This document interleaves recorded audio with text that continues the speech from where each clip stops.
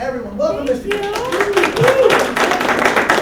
And we've got a chance to ask questions as well, because I'm not standing for more than a couple more minutes.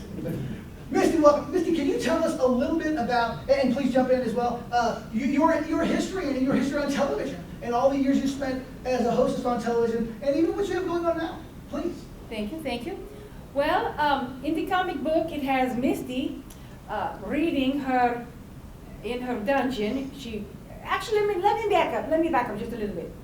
Basically, when I first came to KBSI, in the setting for our show was Misty lounging on a antique couch. But Misty first comes out of the coffin.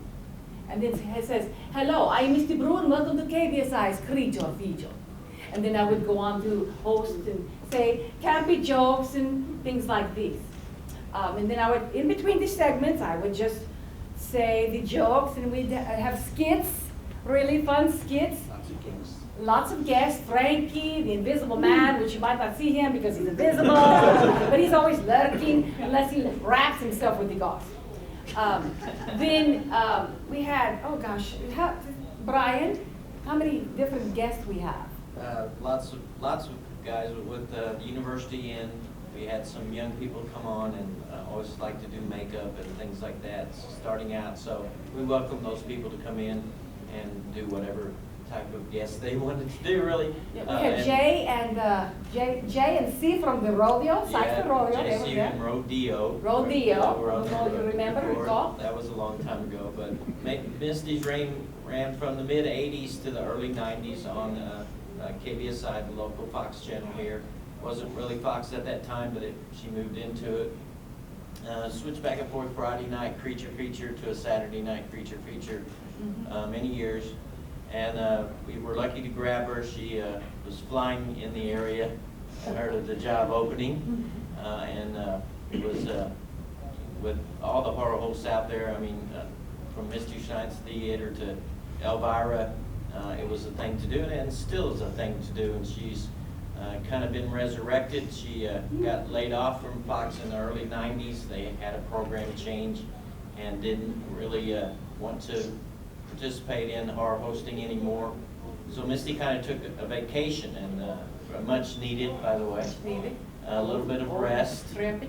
And it was many years, and a few local people, including Timex, was wondering where she went and what happened to her.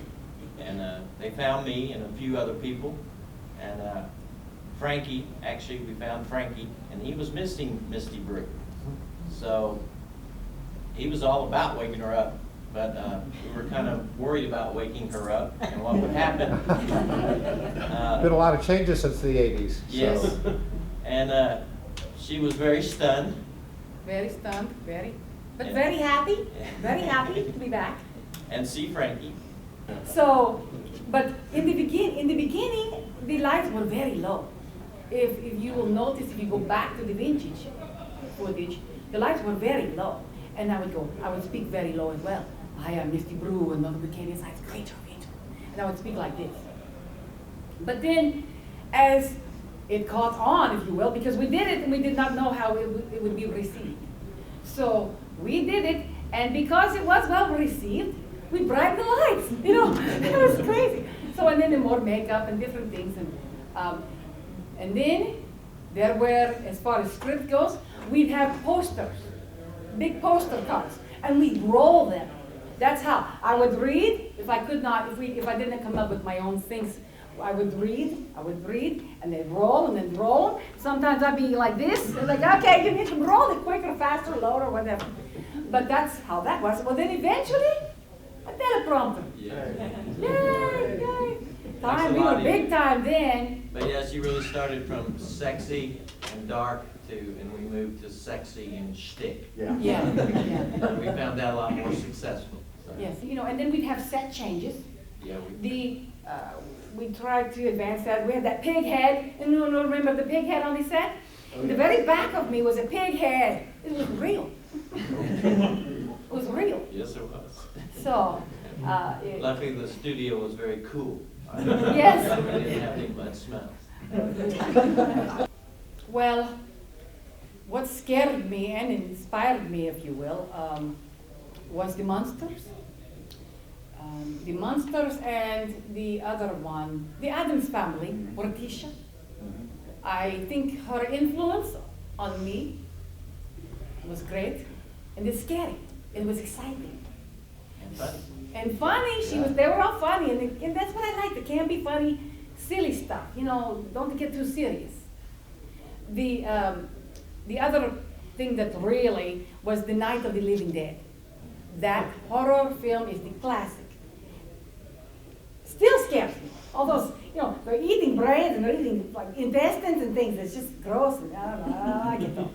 But, so, that's part of it. Plus, my mother, who is a witch, she would tell me these ghost stories all the time. We would sit around in the evening and she'd tell the ghost stories, and that's part of who I am today.